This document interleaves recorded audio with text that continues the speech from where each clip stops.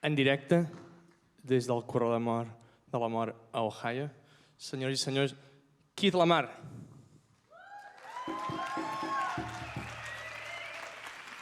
Thank you.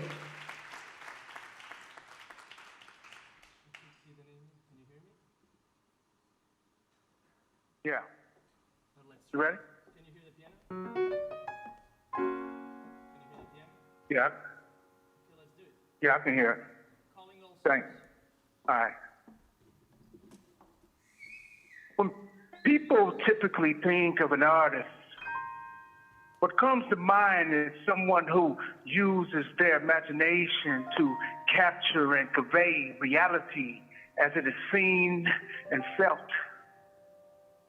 In the main, what we do or leave undone in the course of our everyday lives is viewed as insignificant unless or until we are thrown into the crucible of adverse circumstances and forced to demand from self the strength and focus necessary to overcome seemingly insurmountable odds.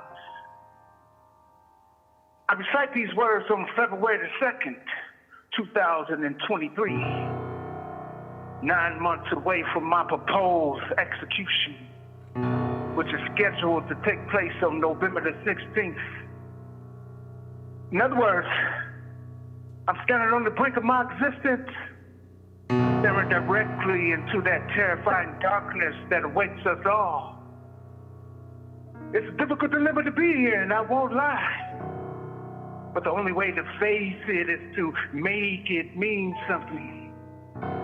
It is in this very strict sense of the word that I consider myself an artist. Someone who's trying to make a way out of no way.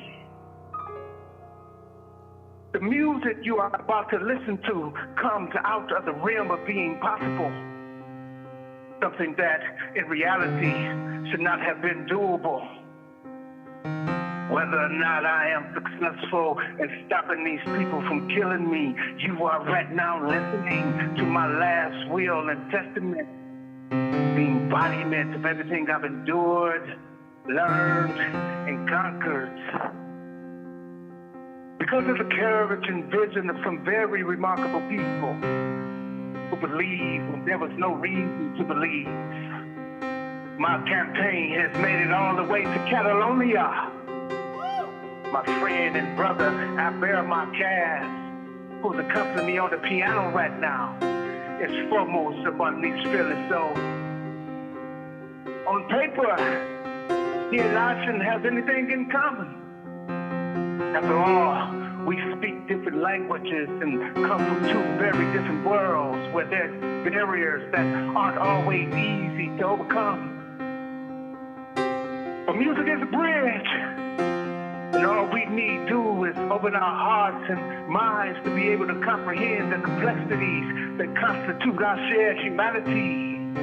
Ain't that right out there?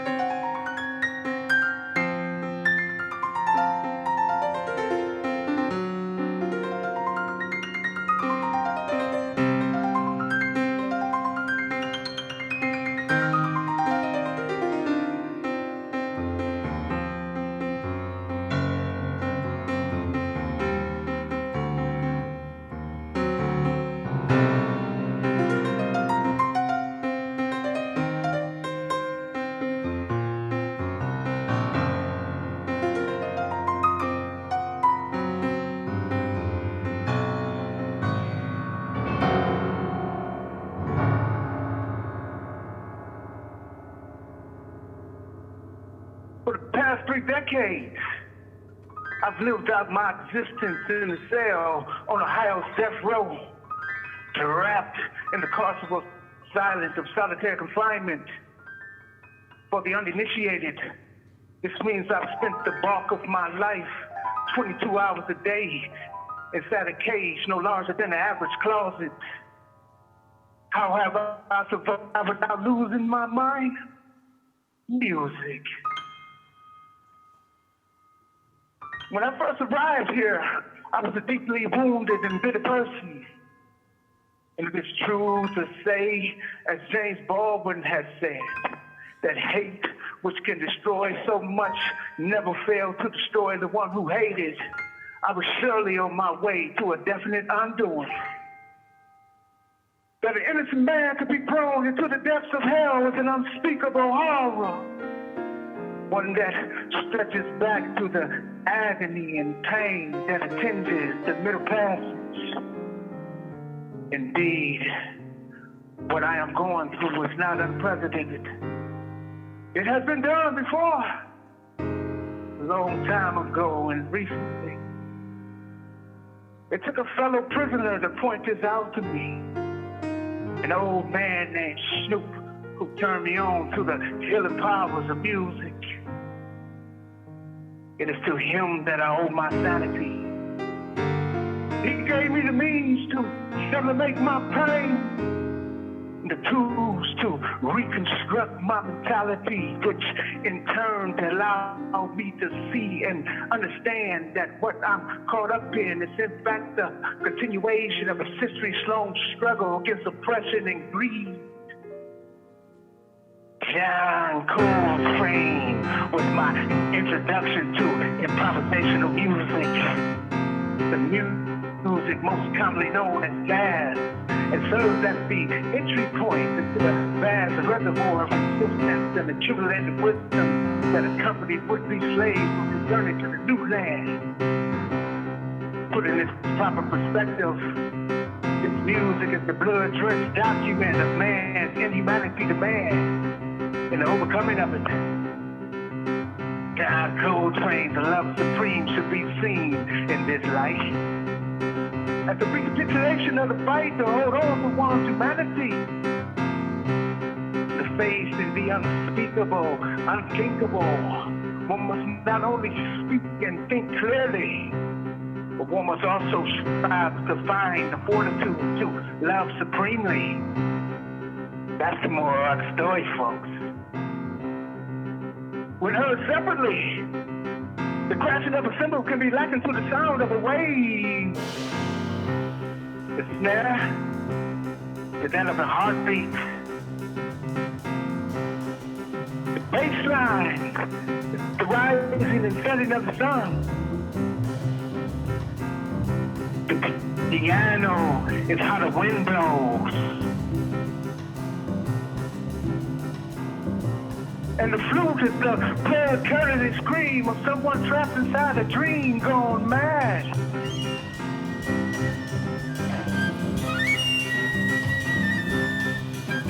And it's only when these polyphonic sounds are bound to come together that the creator's voice can be heard. Everything is beautiful. Planted within the perilous plight that awaited my ancestors was a seed of hope. It was watered and cultivated by music.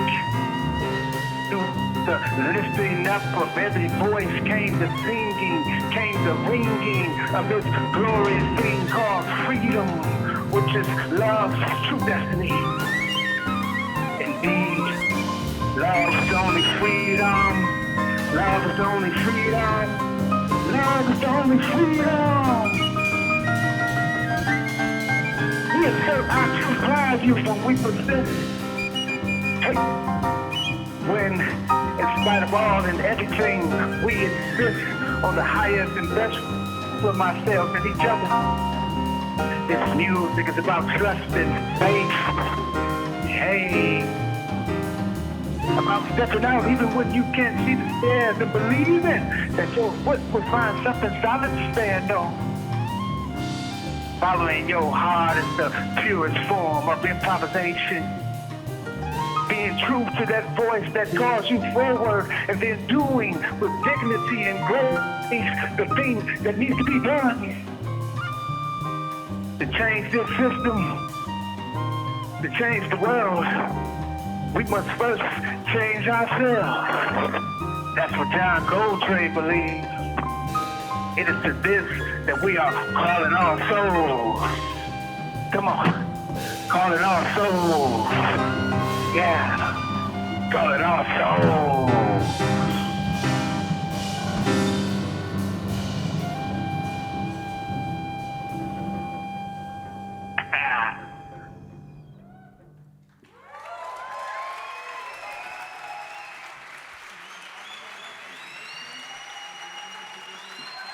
Okay. Okay.